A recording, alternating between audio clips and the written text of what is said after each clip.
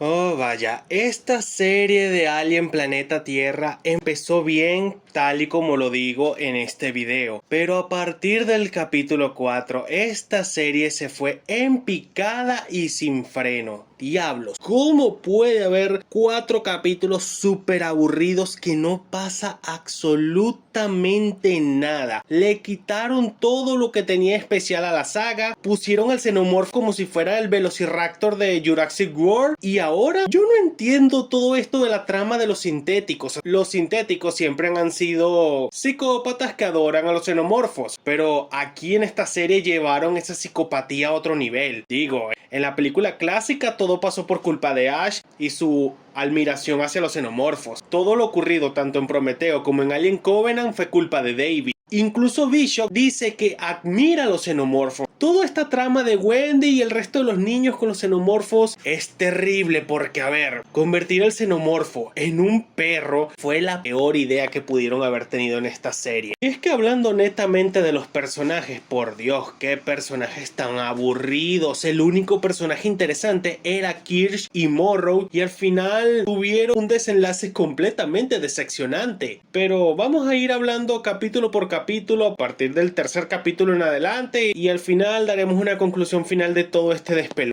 Aquí se supone que eran los capítulos donde se iba a plantear la trama de la serie. Ajá, los 2 primeros capítulos fue la presentación de la serie. Ahora hay que plantear la trama.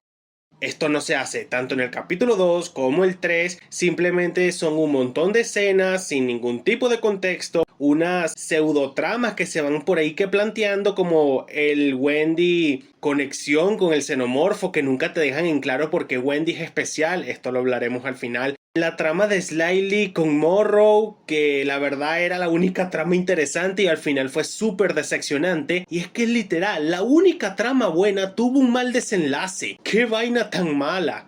Todo lo de Kirsch duró como 6 capítulos actuando raro, diciéndole a todos los sintéticos que ya no eran humanos, que eran robots y tal, y cualquiera pensaría que esto llevaría a algo y al final no llevó a nada. Los capítulos 2 y 3 se supone que tuvieron que haber planteado todas las tramas a seguir. Plantearon la trama de Wendy, indiferente, la trama de Joe, este tipo no tiene trama. Slightly y Smith tuvieron una trama que era la mejorcita que había, pero al final se desinfló y los demás sintéticos ni trama tenían. Los demás personajes eran unos completos tontos. El único personaje así salvable de los humanos que eran secundarios se podría decir que era el doctor, pero sí, bueno, el doctor tenía lo suyo, era el único personaje con sentido común, era el único que admitió que habían matado a 6 niños. Todo fue un despelote en los capítulos 3 y 4.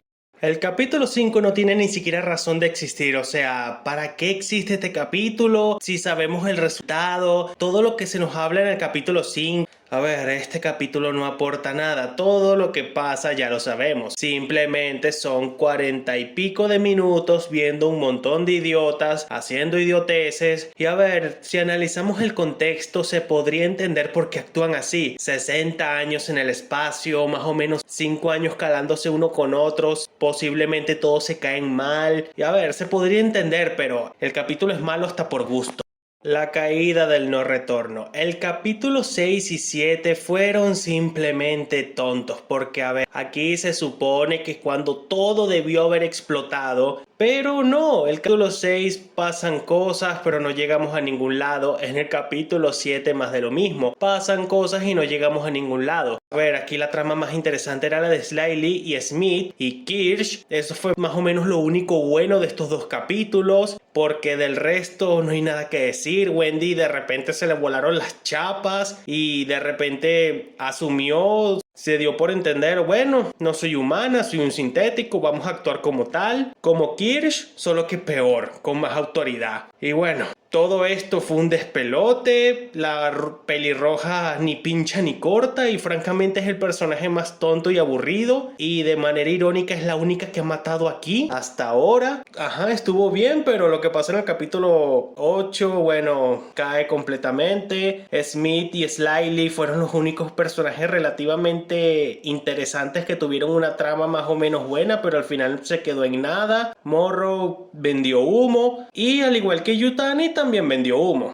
Bueno, el final fue simplemente decepcionante. A ver, el capítulo 8 de por sí comienza mal. Nos muestran a la doctora esa que fue a la tumba de los niños a llevarle flores, cuando de repente aparece el xenomorfo y por alguna razón que no entiendo, al xenomorfo le dieron un tiro en la cabeza y eso no le hizo absolutamente nada, cuando lo lógico habría sido que como mínimo le hubiera hecho una lobotomía y como máximo le volara el domo superior. Pero no, la bala le rebotó en la cabeza literalmente, un despelote total. Y avanzamos y la ineptitud que se muestra en este capítulo no tiene ni nombre. A ver, no culpo a los soldados, ellos ni siquiera saben con qué se están enfrentando. Yo culpo a Cavalier. Todo lo que este tipo hizo lo hizo mal. ¿Cómo se le ocurre meter a los sintéticos en una prisión donde obviamente podrían haber abierto la puerta? Porque encima dicen, no sabemos si esa celda los puede retener. Así que meterlos ahí no tenía sentido, para empezar. Y además de eso, no tenían un botón de apagado. ¿Cómo es posible que los dejen prendidos? Ya por ahí vamos mal.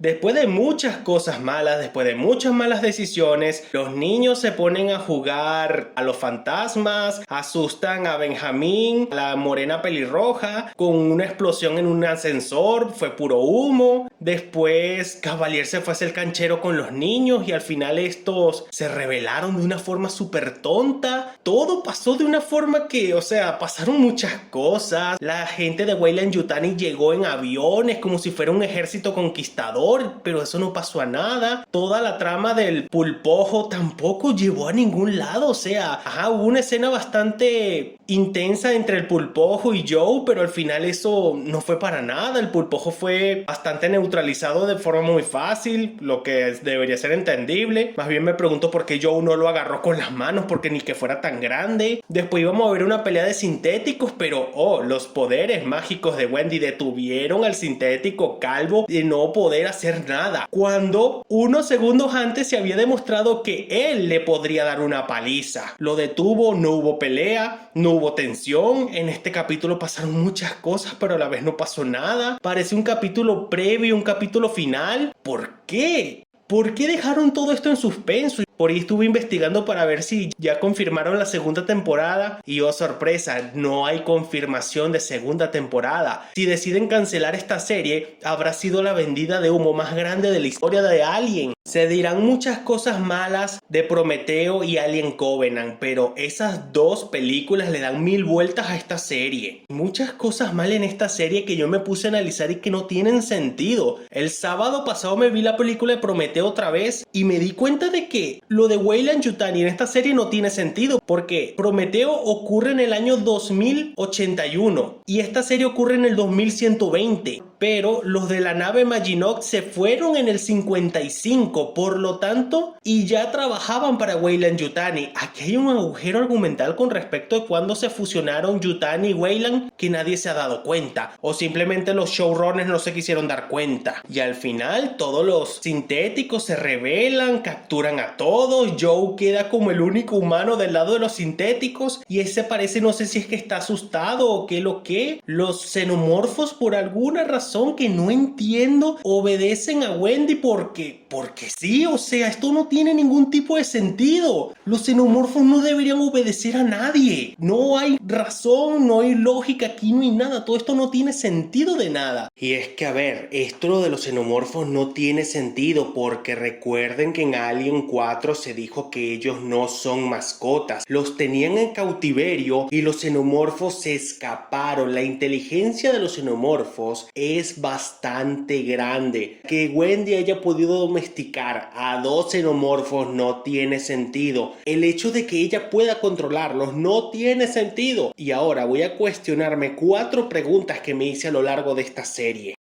La primera pregunta que me genera esta serie es ¿por qué Wendy es especial? ¿Por qué ella puede hacer cosas que el resto de sintéticos híbridos no pueden? O sea, ¿cómo es posible que ella pueda manipular así las máquinas, pero el resto no puede. Porque ella puede controlar al xenomorfo, pero el resto no puede. O sea, ¿por qué ella puede y los demás no? Los hicieron con los mismos materiales, con la misma programación, con lo mismo todo, pero por alguna razón que no entiendo y nunca te explican, Wendy es especial porque sí. O sea, ¿por qué ella es especial? Ok, yo te puedo aceptar que Wendy es más avanzada que Kirsch, que David o incluso Ash, que son androides de primeras versiones de androides. Pero Wendy no es más avanzada que Bishop, que aparece en Aliens El Regreso, ni tampoco es más avanzada que el androide que aparece en Alien 4. Y ellos no pueden conectar con la misma forma con los xenomorfos. Repito, Bishop es más avanzado que Wendy. Él no puede hacer lo mismo que ella. De la misma forma que el androide de Resurrection tampoco puede hacer eso. Y ella es 200 años más avanzada que Wendy. ¿Qué pasa aquí? No te explican qué está pasando. Porque Wendy es especial si otros sintéticos no pueden hacer eso. E incluso sintéticos que en teoría son muchísimo más avanzados tampoco pueden hacerlo. Y para rematar, en esta serie te tratan de ver que los sintéticos son súper fuertes, más fuertes que los humanos, pero en Alien, la primera película, le quitaron la cabeza a un sintético con un extinguidor y de un solo golpe. A Bishop lo atravesaron y lo partieron por la mitad con un simple roce de cola de la reina alien. Y a David también le arrancaron la cabeza muy fácil. ¿Por qué te venden la idea de que estos sintéticos son súper fuertes, más fuertes y resistentes que los humanos cuando las pruebas a los hechos, los sintéticos nunca han sido tan resistentes? Siguiente pregunta es, ¿dónde fue esa luna lejana? Porque a ver, te dicen en el capítulo 5 o en los dos primeros capítulos que los especímenes los encontraron en una luna lejana, que perdieron a mucha gente, que los especímenes mataron a mucha gente, pero no sabemos qué luna es esa. No sabemos si es una de las lunas de Calpamus, LB-426, LB que aparece en Alien Covenant. Nunca te dicen qué planeta LB es este, no te dicen cuál luna fue, no te dicen si fue una de las lunas de Calpamus, no te dicen si fue en alguna base improvisada de los ingenieros, o sea, nada, no te dicen dónde queda la luna, simplemente te dejan a la imaginación de dónde queda la luna. ¿Por qué llaman a los aliens xenomorfos? Bueno, corríjanme si me equivoco, tengo que volverme a ver todas las películas para ver si esto sucede en algún momento, pero ¿por qué llaman xenomorfos a los aliens y hasta donde yo recuerdo en ninguna de las películas se había hecho? El nombre xenomorfo y el nombre como tal xenomorfo creo que aparece en los cómics, pero en las películas no recuerdo si llamaron a los aliens xenomorfos. Corríjanme si me equivoco, díganme una escena de Alien 1, El Regreso, Alien 3, 4, Prometeo, Covenant o Alien Romulus. Díganme en qué momento de esas películas llamaron a los aliens xenomorfos.